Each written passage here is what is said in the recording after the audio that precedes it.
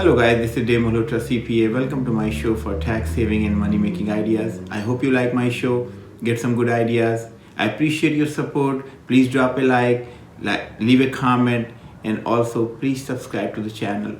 Today I'm going to talk about some fundamental ideas about tax saving and investing for all age group.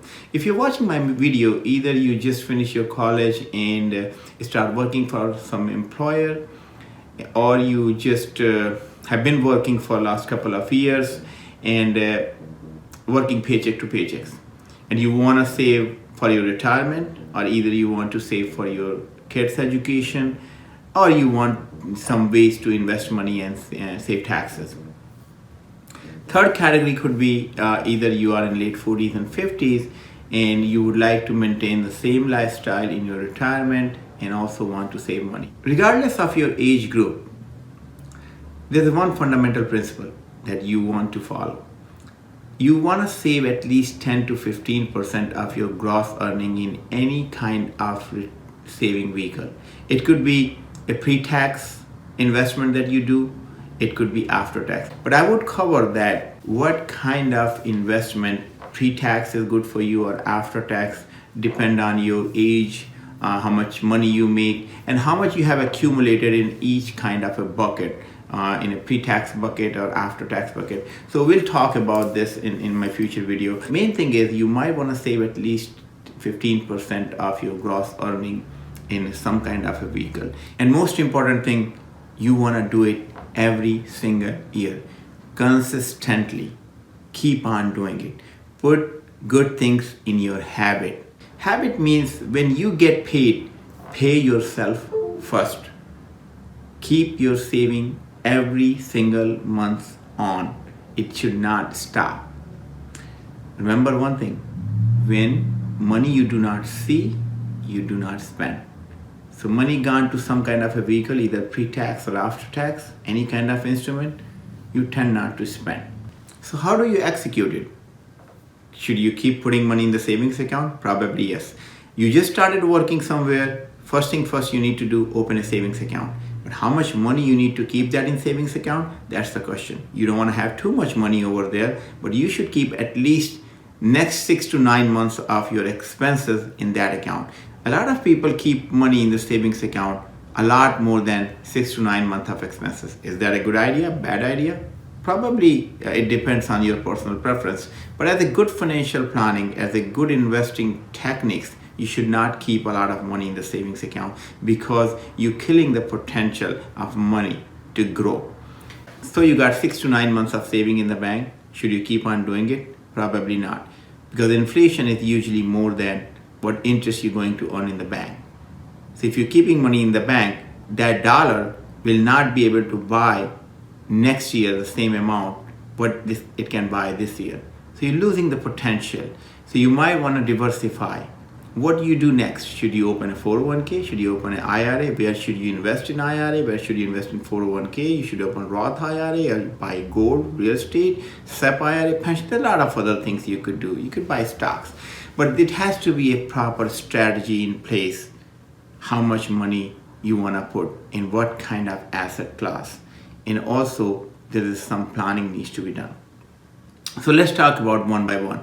So if you happen to work for any employer, they offer 401k and they do match, you'd never want to miss that opportunity. It's 100% return on your investment. So if your employer match 4% and you put 4%, basically 100% return.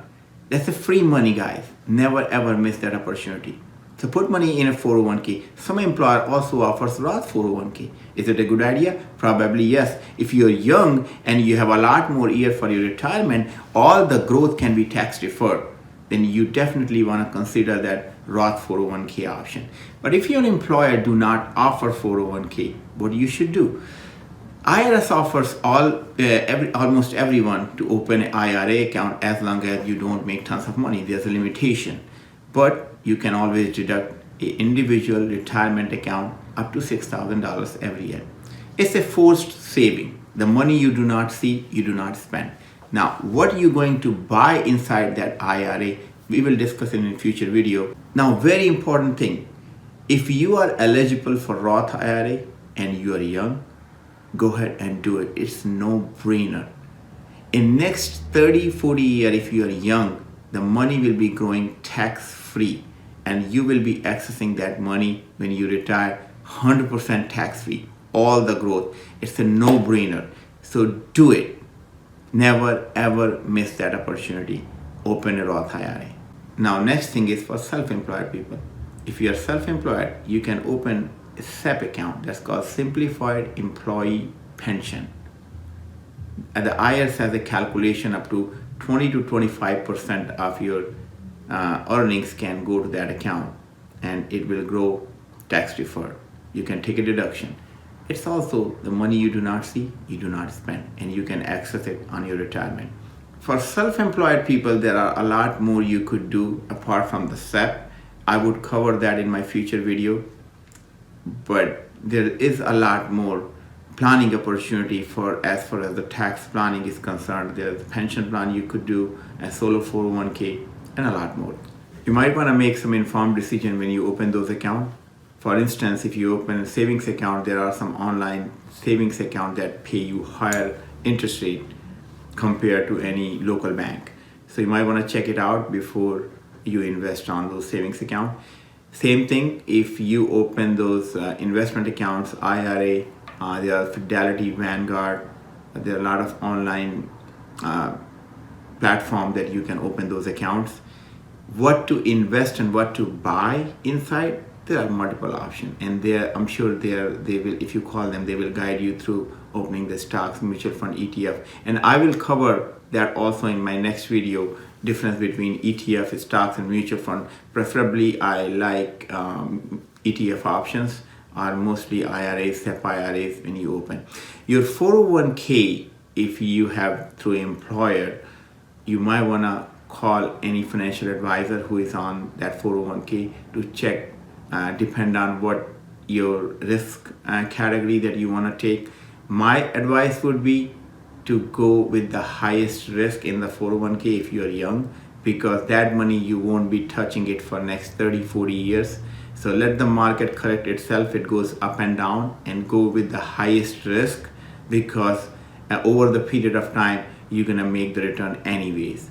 It's just a matter of time. When you pull money out, you need to be careful. If market is down, you might not want to touch that money and let the market come back up. So that's the reason you have to have a little bit of financial planning at that particular time when you retire. You don't want to pull when the market is down, so you should have another asset class built up by that time. So with your 401k, unfortunately, you stuck with whatever your employer has to offer, options where you can invest money. But with IRA, in SEP IRAs, and solo K, you can be as much creative you can, and you can invest money in a different kind of asset class. But my best advice would be just pick and choose any ETF, exchange traded fund. They are low cost, and you are well diversified with a small dollar amount. So keep that in mind. Let's move on to the next topic, college funding. You definitely want to put some money aside for college funding if you have kids, because small amount of money going to that account might not impact your financial situation today, but over the period of time with compounding, it has a greater impact when your kids will go to the college. There are some states who offer you tax advantages to open 529 plan. They give you deductions. You definitely want to open. The good thing about the 529 plans are that it does not give you any federal deduction, but all the growth will be tax-free as long as money is being used for college. You can also change the beneficiary. Let's say one kid get a scholarship and he doesn't need that college fund, or either he decided not to go to the college and then he became an entrepreneur and make a lot of money, and that way you can use that fund for another kid, or you can change the beneficiary at that time.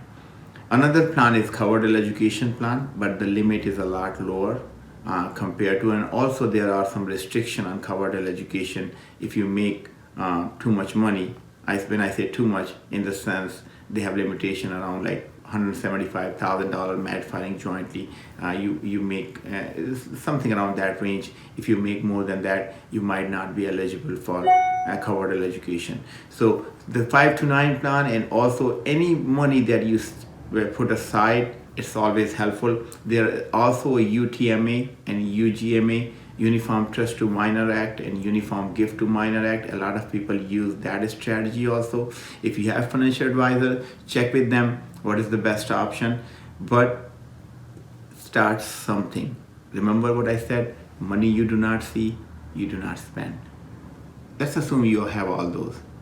What is the next planning tool? Should you open a brokerage account and start investing in mutual fund, ETF, or you should buy some stocks, or you should buy derivatives? You can buy Bitcoin. Should I buy real estate? There are a lot of other things you could do, but your portfolio should be well diversified.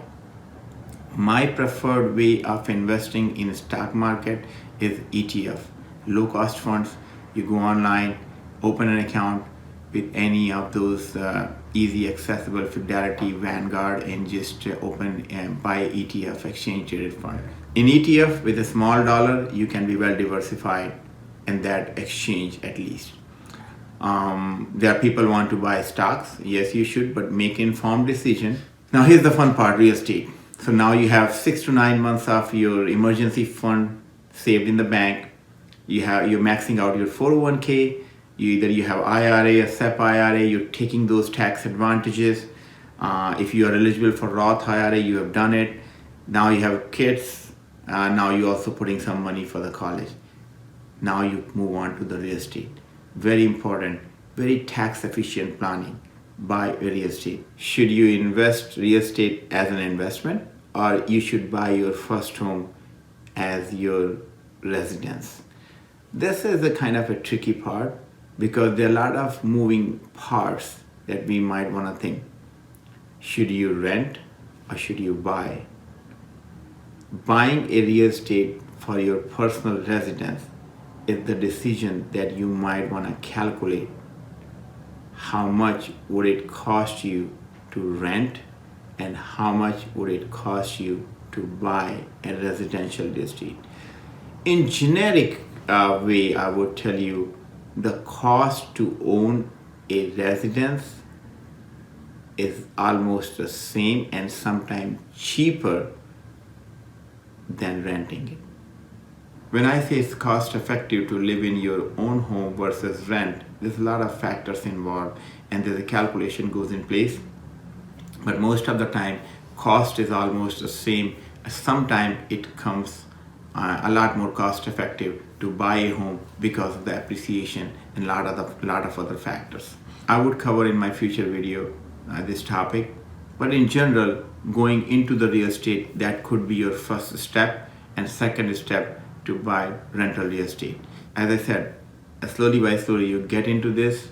This is the best decision you will ever make for your life, to go into the rental real estate.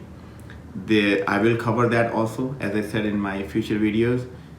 Because of certain tax rules, its return could be game changer. That's all for this video. May God bless you. Be safe, and I will cover more topics in my next video. Thank you.